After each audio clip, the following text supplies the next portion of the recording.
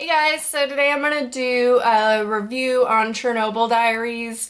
This is a recent release, and I actually went to the midnight showing, and there was about 10 other people in the theater, so not a huge turnout. I think it came out on the 25th of May, if I'm not mistaken, but I went and saw it 24th at midnight with my friend, and firstly, let me give you a little background. Actually, there was some controversy with it because there was this group that, gosh, I don't remember the name of it. It's like the Chernobyl support type group thing. They're representatives of the explosion.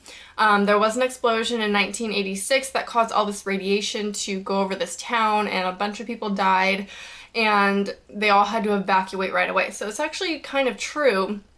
Like, the whole backstory to the movie is true. And so there was some controversy saying how the director and the writers and everything didn't respect who died, like didn't give proper homage to the people who died in Chernobyl, didn't give, proper respect to the whole event that happened, the disaster, because it was actually really sad.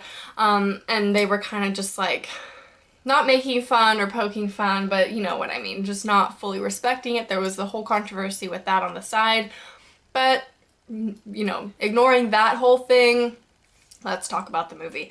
So it's set in Chernobyl. I don't know if they actually filmed there because I've heard from one of my coworkers who is from Russia, I think. He told me that you can actually go to Chernobyl, but for like 30 minutes at a time. Like, you can stay there for a max of 30 minutes and then you can leave, or you have to leave. And so I don't know if that's true. It's just what he told me when we were talking about the movie. So Chernobyl, let's see. Okay, backstory. I'm totally unorganized with this video.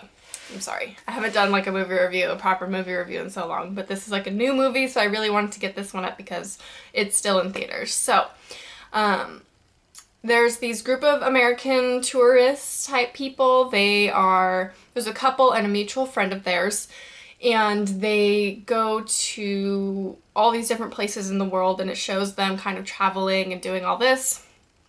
They decide to do like an exciting trip. Well, it's the couple, the mutual friend, and then a friend of the guy, of the boyfriend of the couple. Really confusing. 4 people total, 2 guys, 2 girls. Anyway, so the single guy is like, we should go to Chernobyl. I've heard it's like extreme tourism.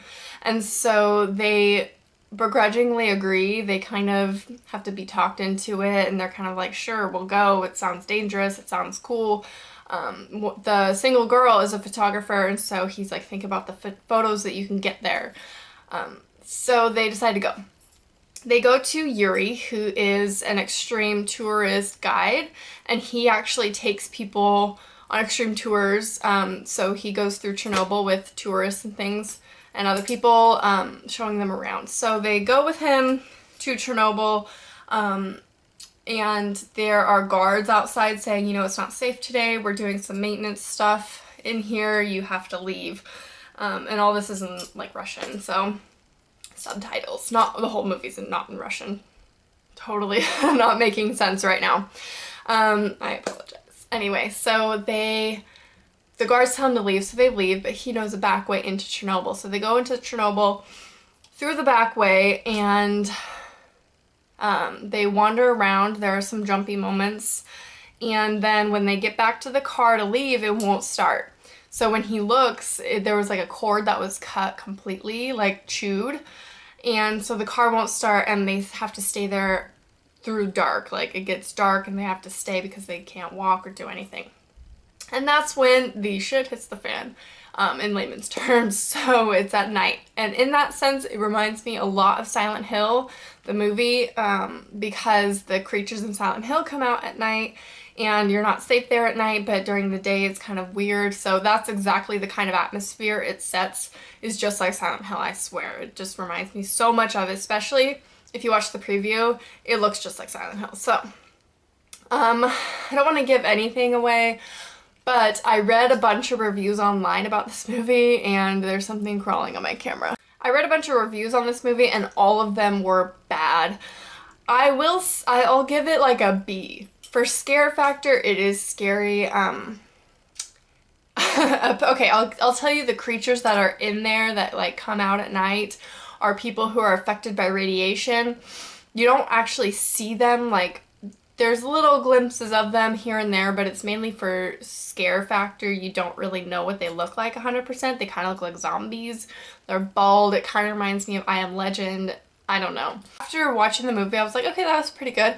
After reading the reviews and seeing the points that they made, I was like, that is so correct. Like, it's really cliche in the sense that the couple, the guy's gonna propose to her in Moscow, and like, you know, all these kind of things, a single intelligent girl, and I don't know, the characters are pretty cliche. Has Jesse McCartney in it. But watch the trailer down below. I would say wait for the rental. I wouldn't see it, waste, you know, $10 to see it in the theater. It's really, I mean, it's scary in the theater. It's probably scarier than at home.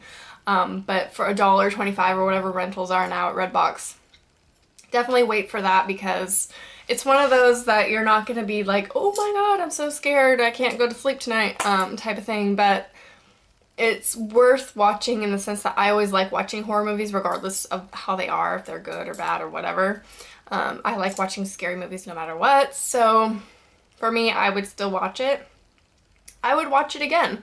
I love the scenery. The scenery is absolutely beautiful. It's like an abandoned apartment complex. I don't even know. It's just a huge building, windowless. There's like an abandoned playground and a Ferris wheel. It's just really beautiful. It's all abandoned, and the surrounding forest is so green and beautiful. I loved the cinematography of it. It's just amazing. So, I mean, the scenery is really beautiful.